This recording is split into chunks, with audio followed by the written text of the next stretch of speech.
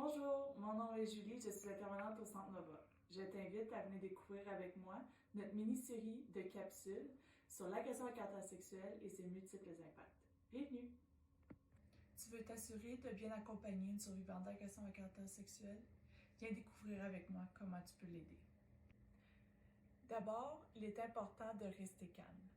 Ce ne seront pas des histoires faciles à entendre qu'elles peuvent vous raconter. Soyez son espace libre et sécuritaire. Ensuite, il est important d'écouter. Ne pas l'interrompre, laissez-la vider son sac. Vous êtes peut-être la première personne à qui elle en parle. Puis finalement, validez ses sentiments. Laissez-la comprendre que ses réactions sont normales, que c'est elle l'experte de sa vie, elle qui sera en contrôle de son cheminement de guérison. D'abord, c'est très important de croire la femme devant vous. Elle a pris tout son courage pour venir vous raconter son histoire. Ensuite, il faut éviter les questions fermées. Laissez-la parler, laissez-la vous dire ses émotions. Puis cela va aussi, éviter que vous portez des jugements face à son histoire. Puis finalement, n'oubliez pas de la féliciter. Elle a pris tout son courage, félicitez-la d'avoir finalement dévoilé son agression à caractère sexuel. Suivez le rythme de la femme devant vous. Elle n'est pas obligée d'aller porter plainte à la police immédiatement. Elle n'est pas obligée d'aller chercher des services en agression sexuelle immédiatement. Elle va décider elle-même de son cheminement de guérison. C'est le premier pas pour reprendre son pouvoir. Ensuite, vous pouvez aller faire des recherches. Allez voir c'est quoi les services qui s'offrent à elle dans votre région. Puis n'oubliez pas de vérifier les critères d'admission. La langue parlée dans les services, l'âge, l'accessibilité, etc. De cette façon, elle n'aura pas à répéter son histoire à plusieurs services avant de trouver le bon. Le Centre Nova, Calax francophone de Prescott Russell, offre plusieurs services aux survivantes d'agression à caractère sexuel.